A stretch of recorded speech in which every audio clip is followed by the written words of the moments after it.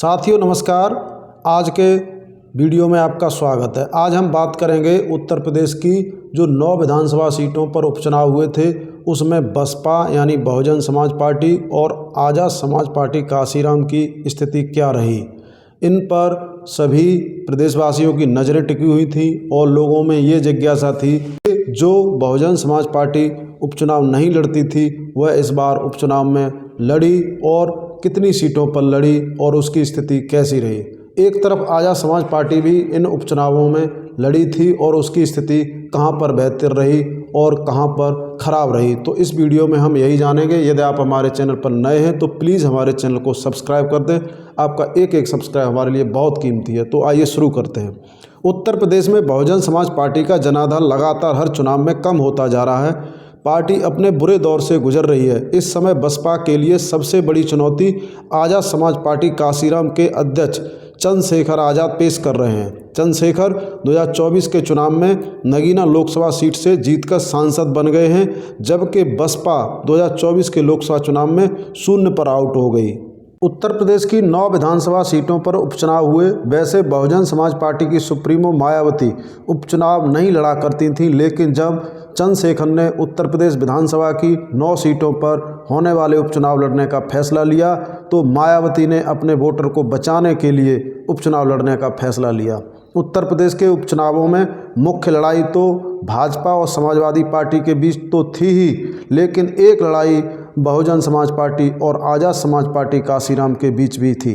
राजनीतिक गलियारों में यह चर्चा आम थी कि ये 9 सीटों के उपचुनाव यह भी तय करेंगे कि उत्तर प्रदेश का दलित वोटर अब भी क्या बसपा पर भरोसा करता है या नए तेवरों के साथ नई पार्टी के साथ आए नौजवान चंद्रशेखर को अपना नेता मानता है। हम इस वीडियो में एक एक सीट का विश्लेषण करेंगे कि किस सीट पर बसपा आगे रही और आज़ाद समाज पार्टी काशीराम का प्रदर्शन कहां पर अच्छा रहा। पूरा वीडियो देखने से पहले प्लीज़ हमारे चैनल को सब्सक्राइब कर दें। हम आपके लिए नए नए वीडियो लाते रहेंगे। तो बात करते हैं पश्चिम की कुंदर की सीट की। कुंदर की सीट पर बसपा के प्रत्याशी को मात्र 1099 वोट मिले। वहीं आज़ाद समाज पार्टी के प्रत्याशी को 14,201 वोट मिले और आज़ाद समाज पार्टी का प्रत्याशी तीसरे स्थान पर रहा था। यह सीट भाजपा के प्रत्याशी ने जीती है या समाजवादी पार्टी दूसरे स्थान पर रही थी। अब बात करते हैं मीरापुर विधानसभा सीट की।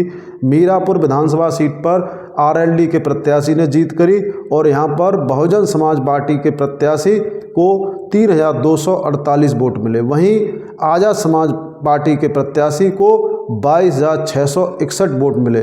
कुंदर की और मीरापुर 2 विधानसभा सीटों पर आज़ाद समाज पार्टी बसपा से आगे रही। बात करते हैं अलीगढ़ जिले की खैर विधानसभा सीट की। खैर विधानसभा सीट को भारतीय जनता पार्टी के प्रत्याशी ने जीता। समाजवादी पार्टी की प्रत्याशी चारू केन यहाँ दूसरे नंबर पर रहीं और बहुजन समाज पार्टी के प्रत्याशी को यहाँ पर 13,365 वोट मिले और आज़ाद समाज पार्टी के प्रत्याशी को 8,269 वोट मिले और यहाँ पर तीसरे नंबर पर बहुजन समाज पार्टी रही। अब चौथी सीट है गाजियाबाद की सीट। गाजियाबाद की सीट एक शहरी सीट है। यह सीट सामान्य सीट थी। इस पर समाजवादी पार्टी ने एससी कैंडिडेट उतारा था और बहुजन समाज पार्टी ने एक गर्ग को टिकट दिया था। तो बहुजन समाज पार्टी को इस सीट पर 10,736 वोट मिले और बहुजन समाज पार्टी इस पर तीसरे स्थान पर रही। वहीं आज़ाद समाज पार्टी के प्रत्याशी को 6,304 वोट मिले। इस सीट पर बसपा आज़ाद समाज पार्टी से आगे रही। अब आती है सीट मैनपुरी जिले की करहल सीट। करहल सीट पर बहुजन समाज पार्टी के प्रत्याशी अवनीश कुमार साक्य को 8,409 वोट मिले। वहीं आज़ाद समाज पार्टी के प्रत्याशी को जो प्रदीप लड़ रहे थे उन्हें 2,499 वोट मिले। यहाँ पर भी बहुजन समाज पार्टी आज़ाद समाज पार्टी से आगे रही। अब इसके बाद एक सीट थी कानपुर की सीसामऊ सीट। सीसामऊ सीट को समाजवादी पार्टी ने जीता और यहाँ पर बहुजन समाज पार्टी का प्रत्याशी था, उसे मात्र 1,410 वोट मिले। यहाँ पर चंद्रशेखर की पार्टी आज़ाद समाज पार्टी का कोई प्रत्याशी नहीं था, तो इस सीट पर भी बसपा आगे रही। अब इसके बाद आती है पूर्वांचल वाली सीट मझवा। मझवा सीट पर बसपा के प्रत्याशी ने बहुत अच्छा प्रदर्शन किया। यहाँ पर बसपा के प्रत्याशी को 34,927 वोट मिले और यह प्रत्याशी तीसरे स्थान पर रहा। वहीं आज़ाद समाज पार्टी के प्रत्याशी को 3,529 ही वोट मिल पाए। इसके बाद आती है मिर्ज़ापुर की फूलपुर विधानसभा सीट। फूलपुर विधानसभा सीट पर बसपा के प्रत्याशी को 20,342 वोट मिले और यह तीसरे स्थान पर रहे। वहीं आज़ाद समाज पार्टी के प्रत्याशी को 4,449 वोट मिले। यहाँ पर भी बसपा आज़ाद समाज पार्टी से आगे रही।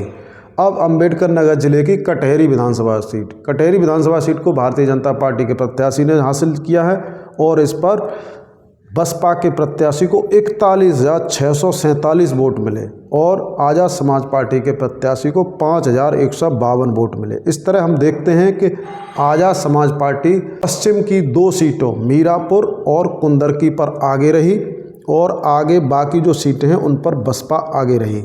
इन 9 सीटों में से बसपा ने 7 सीटों पर आज़ाद समाज पार्टी से अधिक वोट हासिल किए और आज़ाद समाज पार्टी ने 2 सीटों पर बसपा से अधिक वोट हासिल किए। इन उपचुनावों से ये तो तय हो गया है कि आज़ाद समाज पार्टी का पश्चिम में जनाधार बढ़ रहा है।